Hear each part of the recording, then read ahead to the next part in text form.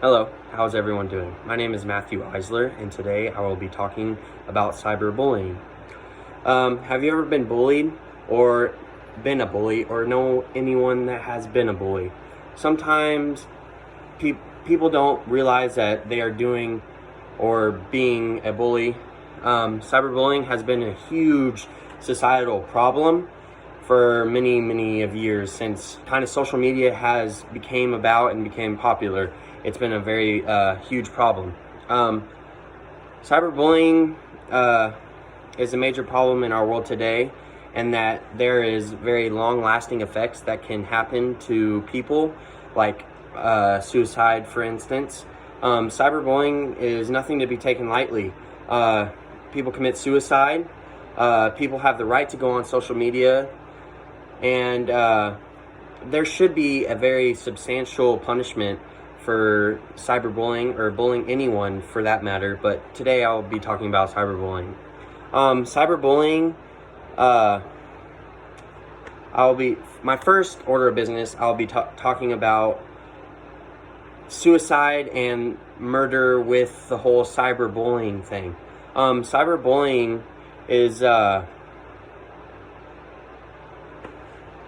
major problem in the world that has long-lasting effects, and honestly effects that hurt not only that individual, but can hurt that individual's family and friends. For instance, there was this young lady. She was on a social media site, and she would get bullied on there all day long about how she's not pretty enough, how she's not good looking, how she's not smart, and which in turn she took her life because of these mean people, and someone that did that to her. She took her life because of she thought that that pain she could no longer bear, so she felt like being in another place, being in heaven, was the best thing for her at that time. She didn't realize that there was another way out of it. That's what people need to realize when thinking of suicide. There is another way to get out of it, and that's not the solution to that problem that people have. Suicide is one of the most common deaths in the world, but most of the suicides come from cyberbullying. And so Jessica Laney was a teenager who got bullied on a site called Ask.fm. Later, she was found dead in her room. Her parents found her. She had committed suicide due to the rude comments that people would say to her. Another instance was Phoebe Prince. She was a teenager. She committed suicide by hanging herself due to bullying in school and online. So when you're getting bullied in school and then you're going home, usually you can have the relief that you're at home, no one's going to bully you. But in this case with Phoebe, she would get bullied as soon as she'd open up her phone when she gets home. When you think of a home, you feel like it's a place where you can relax and you can just breathe and you're free there. But no, that bullying kept coming even when she left school, came home, and it affected her life. It followed her from school to Facebook, Twitter, and even threatening text messages. In Massachusetts, there was a 17-year-old girl. She was charged with manslaughter for cyberbullying of her boyfriend due to things that she said to him, which ended up losing his life because he took his life because of his girlfriend said mean things to him. And it's just not right. So another thing I'll be discussing is people should be able to go on social media without the harassment and without the fear of seeing or being cyberbullied. Parents of kids should be well rested that with them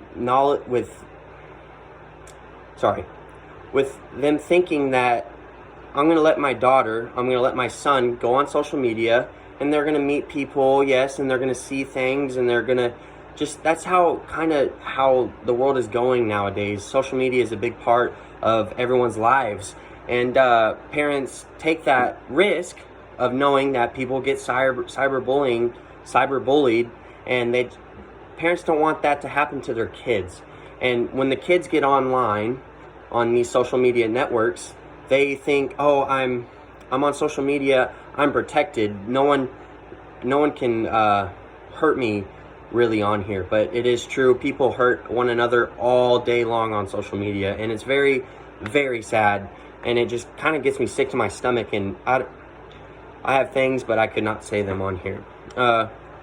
Teenagers and young adults shouldn't have that fear of when they get on social media. They should be able just to look at the new fashion trends of 2020 and what's happening with COVID-19 and all that. And with guys, they'd be looking at their dream trucks and following girls and guys, and vice versa. They shouldn't have that thing in the back of their mind saying, don't do that, you don't want to go on social media, in which a lot of people don't go on social media because of that reason.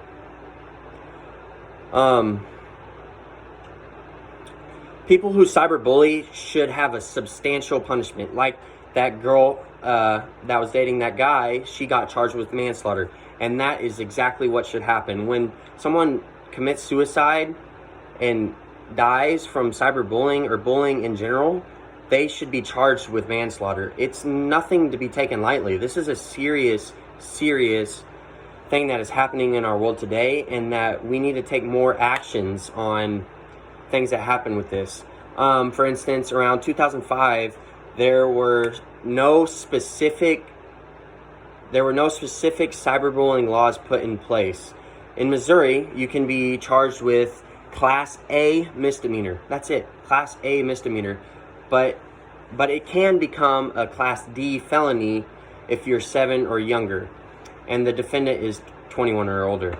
The penalties for cyberbullying depends on the state policies and laws, but should be a federal punishment. You should go to federal prison for doing something so mean, and that being mean to someone, it doesn't just go away when they go to bed. When they wake up, they have it, and then the next day, and the next day, the next month, the next year, next decade, that always is in their back of the head.